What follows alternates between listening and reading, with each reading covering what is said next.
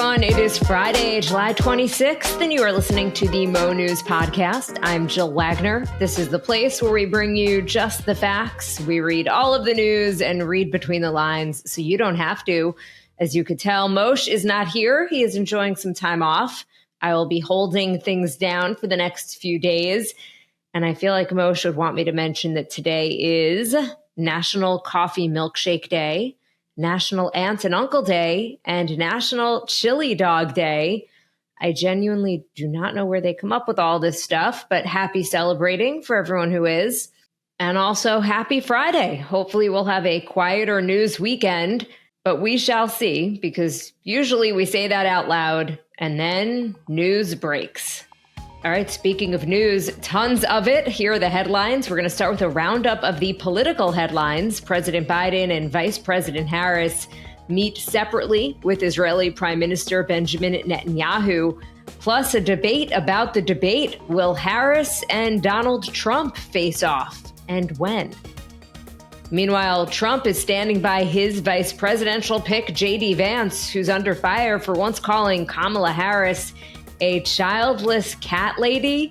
Needless to say, people have thoughts. And by people, I mean Jennifer Aniston getting into the debate.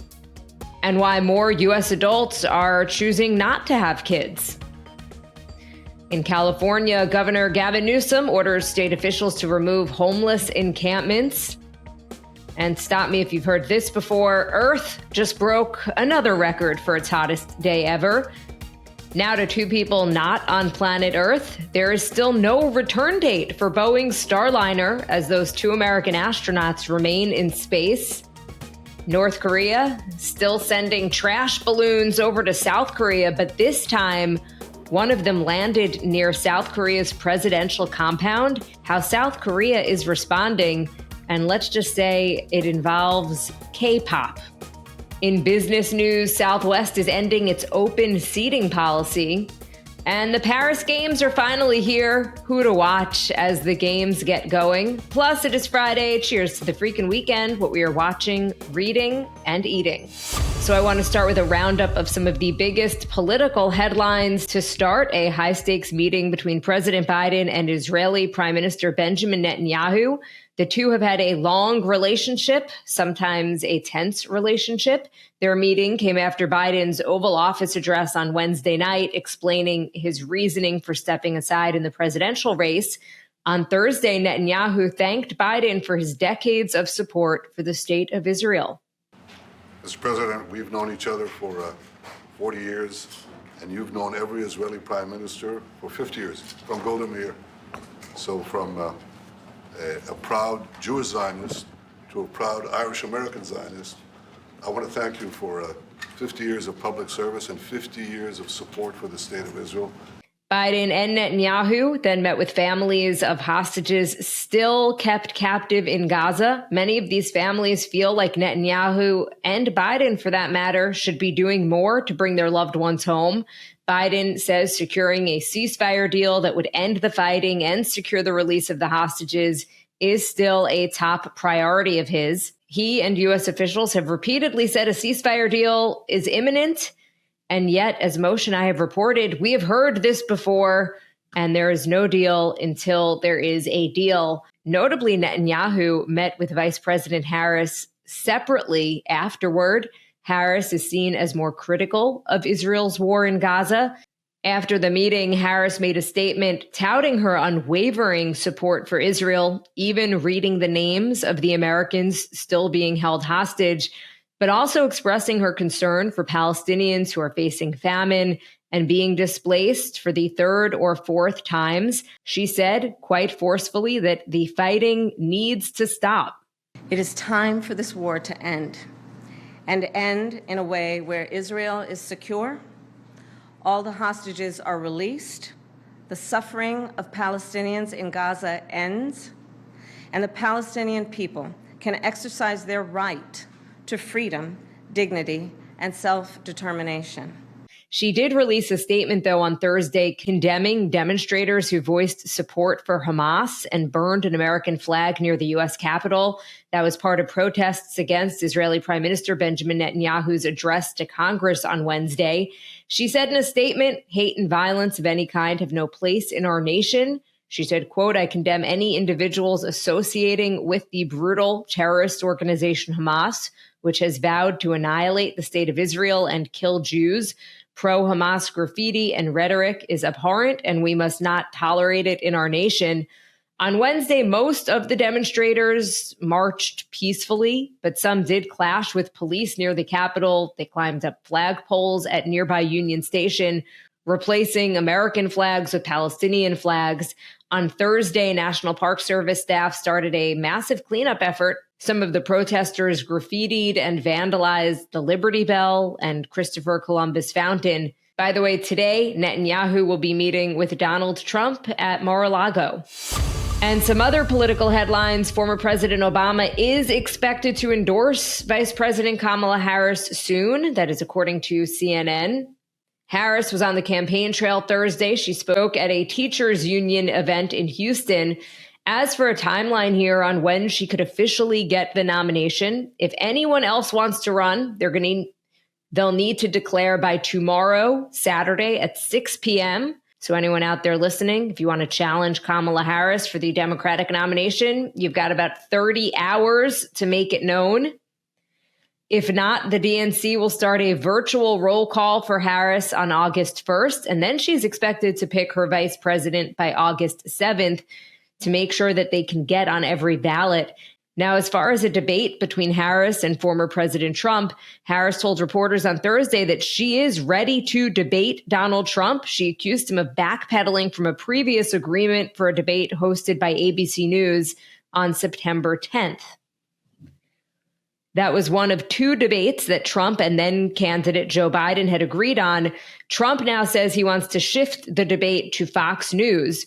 For its part, Fox has proposed a debate for September 17th in the swing state of Pennsylvania. Harris not responding to a question about having Fox News host the debate. So the debate over the debate continues. But one thing that we have learned during this election cycle is that these debates are really important. It was Biden's disastrous performance on June 27th that really sparked concerns that he was too old for a second term. It's a chance to see the candidates side by side, laying out their positions on the issues. On Thursday, Donald Trump hitting the campaign trail, calling Harris part of the radical left. He is also sticking by his vice presidential pick, J.D. Vance, who's come under fire for some past comments that he made about Vice President Kamala Harris. In a clip from 2021, Vance told former Fox News host Tucker Carlson that the country was run by, quote, a bunch of childless cat ladies who are miserable at their own lives. Take a listen. We're effectively run in this country via the Democrats, via our corporate oligarchs, by a bunch of childless cat ladies who are miserable at their own lives and the choices that they've made. And so they want to make the rest of the country miserable, too. And it's just a basic fact. You look at Kamala Harris, Pete Buttigieg, AOC, the entire future of the Democrats is controlled by people without children. And how does it make any sense that we've turned our country over to people who don't really have a direct stake in it? In response, the ex-wife of second gentleman Doug Emhoff defended Harris, saying that for over 10 years, Kamala has been a co-parent with Doug and I to their children, Cole and Ella. She said Harris is loving, nurturing, fiercely protective, and always present. And that, quote, I love our blended family and am grateful to have her in it. Transportation Secretary Pete Buttigieg also responding. He is now the parent of twins, but says that Vance's comments back in 2021 came at a time when he and his husband had been through what he calls a heartbreaking setback in our adoption journey. And he told CNN, maybe that is why you shouldn't be talking about other people's children. And even actress Jennifer Aniston reposted the Vance clip, writing, I truly cannot believe that this is coming from a potential VP of the United States. All I could say is, Mr. Vance, I pray that your daughter is fortunate enough to bear children of her own one day. And in some non-political news, but on the topic, a new Pew Research Center survey shows that an increasing share of adults under the age of 50 say that they are unlikely to have kids. mostly because they don't want to. 47% of adults under 50 without kids say they're unlikely to have them. That is up 10 percentage points from 2018. Another reason, the high cost of having kids.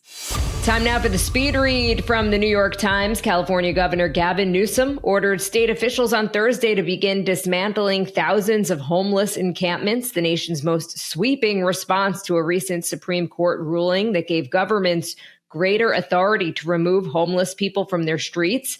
Homeless encampments have vexed California, where housing costs are among the nation's highest. An estimated 180,000 people were homeless last year in California.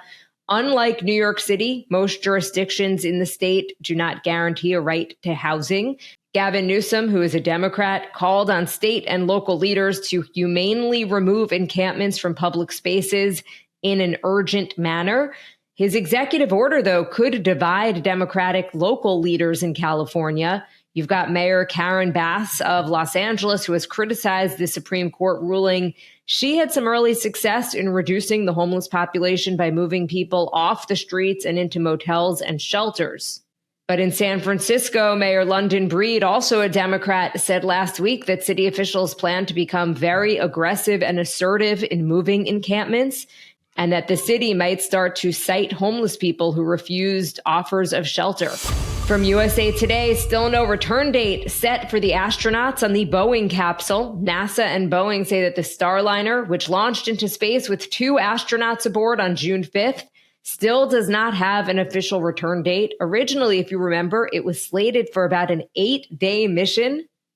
The Starliner has now been in space for about 7 weeks. It's docked at the International Space Station with veteran NASA astronauts Barry Butch Wilmore and Suni Williams. NASA says they're making a lot of progress, but still do not have a return date. Starliner's return to Earth has been repeatedly pushed back since its initial planned reentry about a week after launch. Now, Starliner and its crew aren't expected back until August at the earliest. Boeing and NASA have done continuous testing on the malfunctioning thrusters that caused issues during the trip to ISS, but officials want to make it clear that the astronauts are not stranded or trapped or stuck at the space station. They say they are at ISS. They are living with the rest of the onboard crew. They are comfortable and have supplies. From Reuters, global temperatures hit their highest levels in recorded history on Monday, according to preliminary data from Europe's top climate monitor. It came after Sunday's heat broke the record from last July. And scientists think this is just the beginning of even more broken records. And I feel like I sound like a broken record with this news.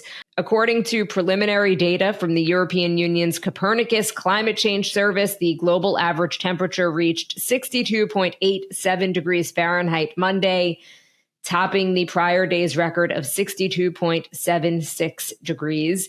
Remember, that takes an average across the globe. So you've got half the globe experiencing winter, half experiencing summer. And it comes on the heels of 13 straight months of unprecedented temperatures and the hottest year that scientists have ever seen. Higher than normal winter temperatures in Antarctica are helping to push the globe to these new highs, according to Copernicus. Effects from climate change and the El Nino climate pattern have also pushed this summer to be especially hot. But the director of Copernicus says that we are truly in uncharted territory. From NBC News, North Korean trash balloons are back, and this time they are landing on South Korea's presidential compound. Seoul's Presidential Security Service said in a telephone call it tracked the balloon in real time as the winds carried it across its nuclear-armed neighbor's border, until it eventually landed in the presidential compound in the South Korean capital. The agency said it posed no danger. Balloons are emerging as a new and messy weapon of war this year. Since May, North Korea has been floating thousands of balloons with bags of trash attached to them, and they have become a new source of tension between the two Koreas. Some have been filled with bottles, old batteries, and even manure, but more recently they have been carrying waste paper. Pyongyang says the launches are a tit-for-tat response to activists and defectors who have for years sent propaganda leaflets via balloons. Others have contained dollar drugs and painkillers. South Korea's response so far, blaring K-pop through loudspeakers across the border. Previous broadcasts have included weather forecasts, news about Samsung, the biggest South Korean company, and criticism of the North Korean missile program. Some business news. For the first time in history, Southwest Airlines is doing away with open seating. They announced Thursday that they'll assign seats and offer premium seating options on all flights. Southwest became known for having a single economy class cabin with open seating assignments. So currently passengers are assigned a boarding group, but once they're on board, they can choose any available seat. Customers can pay extra to board early to get their preferred seat. The recently announced changes will effectively let the carrier boost profits by charging a higher rate for its premium seats across all flights. But Southwest says this decision came after research showed that 80% of its customers and nearly 90% of potential customers prefer having an assigned seat. And finally, today is the day. The opening ceremony for the Paris Olympics are today at 1:30 p.m. Eastern Time. But competition has actually already started. Team USA has about 600 athletes competing. Some that we'll be watching, Katie Ledecky. This is going to be the swimmer's fourth Summer Games. She already has 7 Olympic gold medals. By the end of the 2 weeks, she could become the most decorated female Olympian in history. And then there is Simone Biles, gymnastics GOAT, withdrew from most events during the last Summer Olympics because of a bad case of the twisties.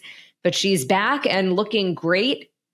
She is the most decorated athlete in gymnastics history, and she's also the pioneer of 4 moves that no one else has ever matched. Her team includes 4 other Olympic veterans and a newbie, Hesley Rivera.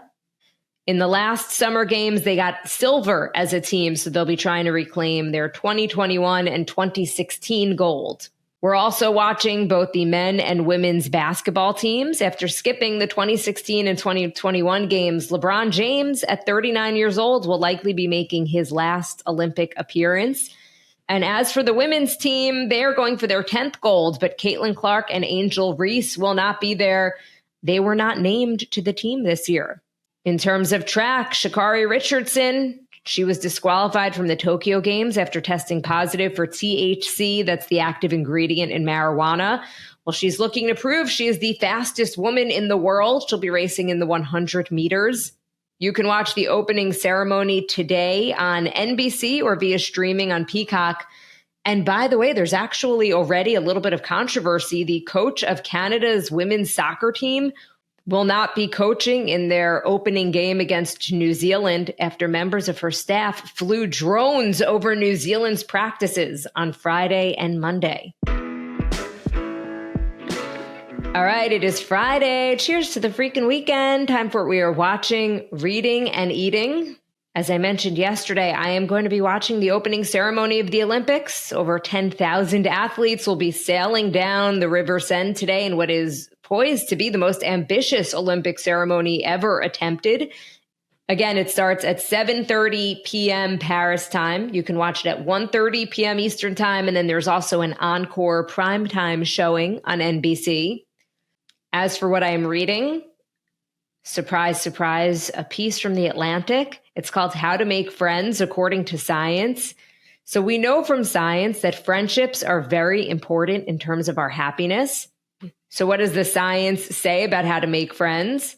Well, building deeper friendships may be largely a matter of putting in the time. There's a study that shows it takes about 50 hours of socializing to go from acquaintance to casual friend, and then another 40 hours to become a real friend, and a total of 200 hours to become a close friend. If that sounds like too much effort, they say try to reconnect with old friends. And if all else fails, you could start randomly confiding in people that you don't know that well in hopes of, quote, letting the tail wag the relational dog. They say self-disclosure makes us more likable. And what I am eating, I made cottage cheese chips. So I saw them on Instagram from fitness trainer Jasmine Mays. And the reason that I made them is because they only have 2 ingredients in them. And I happen to have both of them at my house.